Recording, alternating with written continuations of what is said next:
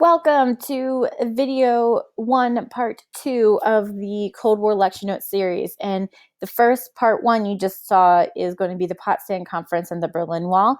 And this video is going to focus on the Iron Curtain, policy of containment, and NATO and the Warsaw Pact. So you should be able to explain all of these by the end of this video. So we saw Potsdam Conference. We saw what happened to Germany. They were divided into 4 occupational zones, but really 2. West Berlin is going to be democratic, East Berlin is going to be communist, and then you can see Berlin right here is also divided.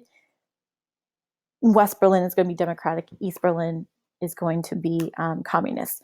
The Berlin Wall is going to be the symbol of the Cold War. At first, put a giant at first in here, it's going to prevent Allied forces from getting into West Berlin, and so we're going to use Berlin airlift. We're going to send supplies into West Berlin. East Berliners are going to come over into West Berlin. So Stalin's going to drop those transportation blocks and just build a giant wall, which is located right here. And there's a video that you need to watch on Berlin Wall that will show you more about it. Now, the Iron Curtain. The Iron Curtain is not a wall. It's not a curtain made of iron that's physically there.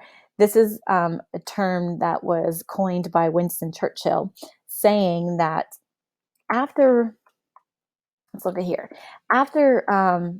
World War II, Soviet Union demanded that they control all of the Eastern European nations up here, Estonia, Latvia, Lithuania, and then it goes down here with Czechoslovakia. They wanted to control not up here, I don't know why I did that, down here, I'm sorry. All of the Eastern European countries right here. They promised free elections, which they didn't uphold, and they were spreading communism west. And they were able to do that so quickly is because these countries were war-ridden. They were destroyed by World War II. They didn't have a leader because Germany controlled all of them. It was basically in ruins. And if people don't have strong leaders, they're viewing or seeing an economic depression because of war, and they're basically in rubble because of war. They're very easy to take over and rule. And so that's what Stalin was doing. And United States and Great Britain saw this. And basically Stalin's excuse for taking over all of these Eastern European nations was because he was scared that Germany was going to attack again, just like they did in World War I, just like they did for the Battle of Stalingrad, Operation Barbarossa. They've done it before. Really, their goal was to spread democracy into the Western European nations. So United States, on the other hand, they wanted to hold free elections in Eastern European nations and spread democracy east. So we have 2 giant superpowers trying to spread politics either west or east, communists into the west and democracy into the east. And this is, I don't know if you can see that, but this is where the Iron Curtain is going to be. So he was already controlling Eastern Germany, Poland, Czechoslovakia, Hungary, Romania, Yugoslavia, and Bulgaria. I'm sorry, I couldn't read.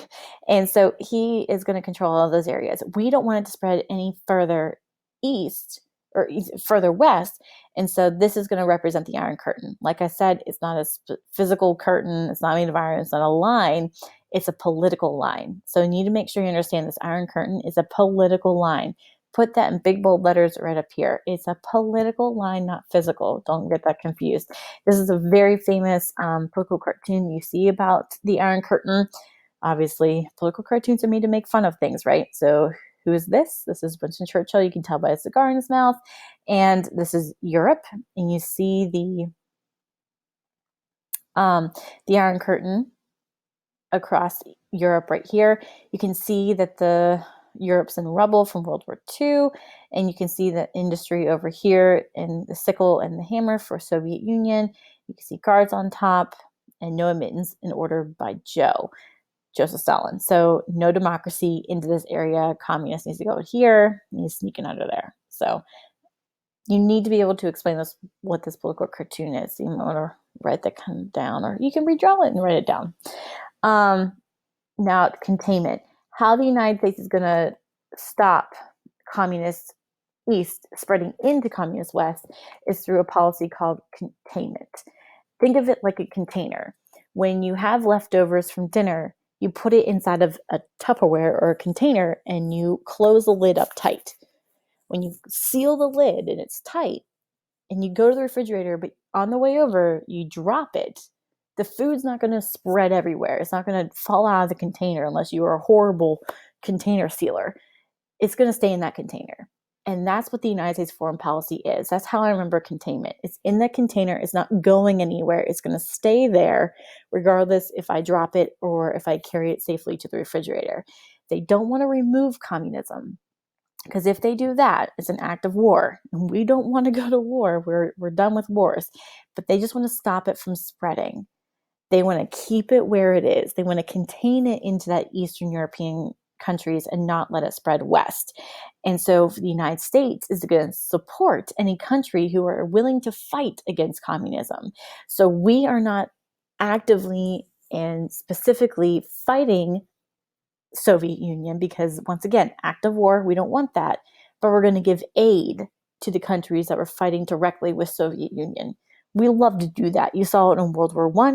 You saw it in World War II with Lend-Lease and cash and carry, and World War I with all of our supplies to both sides, the Central Powers and the Allied powers.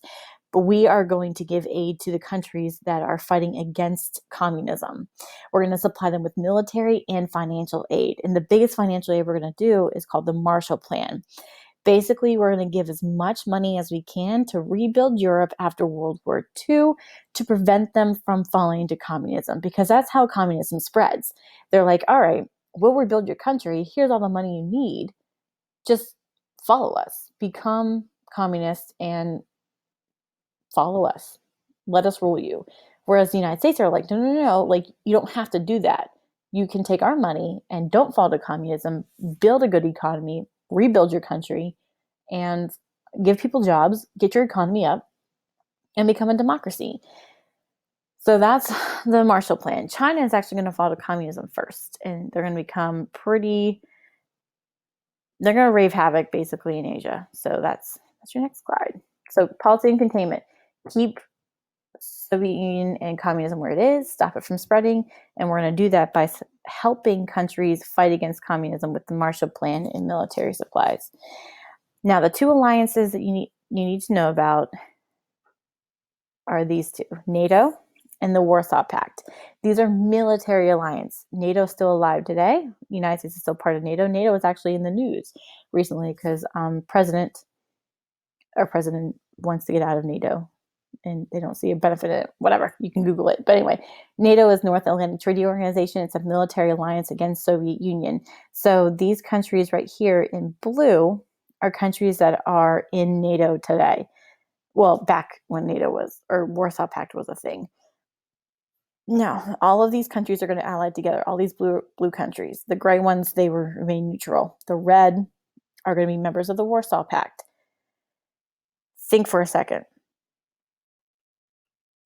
This right here is showing you all the countries that were under communist control after World War II. Over here, these countries are part of the Warsaw Pact. They look exactly the same, right? Because, not just because it's the same map of NATO, but because these separate independent countries came together to build a military alliance against the Soviet Union in case war is going to start. Stalin sees this happen, gets upset, and that he's not in an alliance, so he's going to create his own with basically himself, because he's going to create this Warsaw Pact military alliance with countries in red, countries he already owned. So that's the military pacts. So real quick, Iron Curtain. It's a political line that's going to divide Eastern Communist Europe with Western Democratic Europe. Containment is going to be the U.S. foreign policy to keep communists where it is and stop it from spreading west. The biggest plan we're going to have is the Marshall Plan. We're going to give financial aid to rebuild Europe after World War II. China's going to fall to communism, so we're going to create NATO, the North Atlantic Treaty Organization's military alliance against the Warsaw Pact, Soviet Union's military alliance. So hopefully you know everything so far. Go to your next video, or an Ed puzzle. I don't remember which one I put.